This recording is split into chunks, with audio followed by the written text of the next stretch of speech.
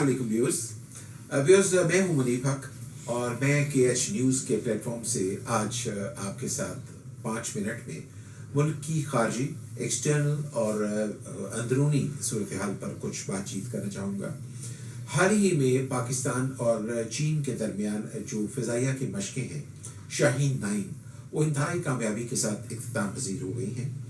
इन मशक़ों में पाकिस्तान और चीनी फ़िज़ाइया ने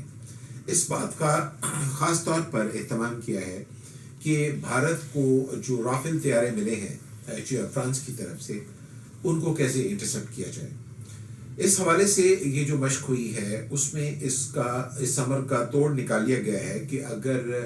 भारत की तरफ से एक स्क्वाड्रन लेवल का हमला पाकिस्तान पर होता है राफेल तैयारों की सूरत में, तो उनको किस तरह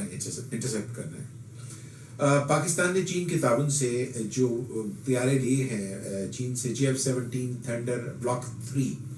उन्होंने एक कामयाब आजमाइश के बाद इस बात पर मैं समझता हूँ कि पाकिस्तान को यहाँ ला खड़ा किया है कि पाकिस्तान हिंदुस्तान की तरफ से राफेल तैयारों के एक स्क्वाड्रन जिसमें 16 तैयारे होते हैं, उस हमले को भी न सिर्फ पसपा करेगा बल्कि उसके नतीजे में होने वाली जवाबी कार्रवाई भारतीय सरजमीन में करने की भी अहलियत रखता है। तो इस हवाले से मैं आपको ये गुजारिश करनी चाहता हूँ कि मुल्क को दरपेश जो खारजी खतरात हैं उसमें वाज़ेह तौर पर कमी आई है और मशरक़ी सरहद की तरफ से यानी हिंदुस्तान की तरफ से एटलीस्ट मुझे अब इतना ख़तरा दिखाई नहीं देता जितना कि ख़तरा पहले था, क्योंकि पाकिस्तान ने राफेल तैयारों को तोड़ निकाल लिया है। अब दूसरी तरफ जो ख़तरा है हिंदुस्तान को,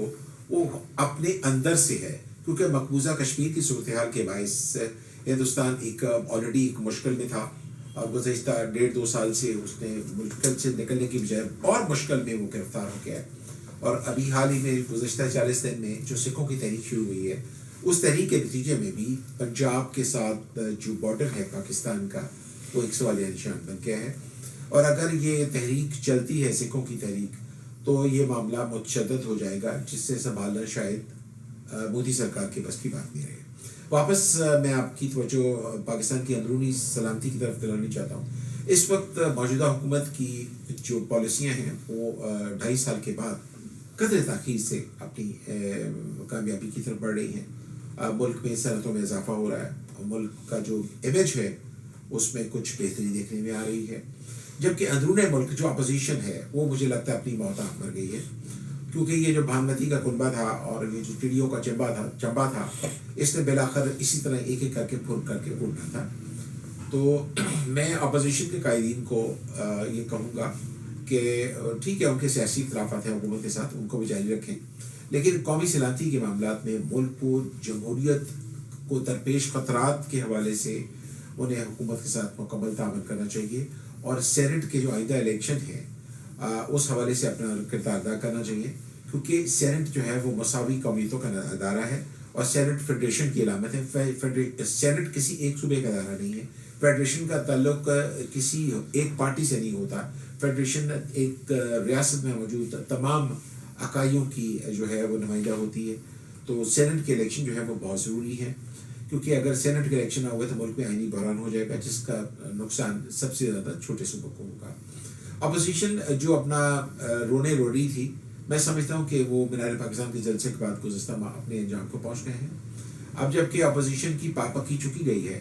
तो मैं समझता हूँ कि अपोजिशन को एक प्लेटफॉर्म की बजाय हुकूमत के साथ कौमी सलामती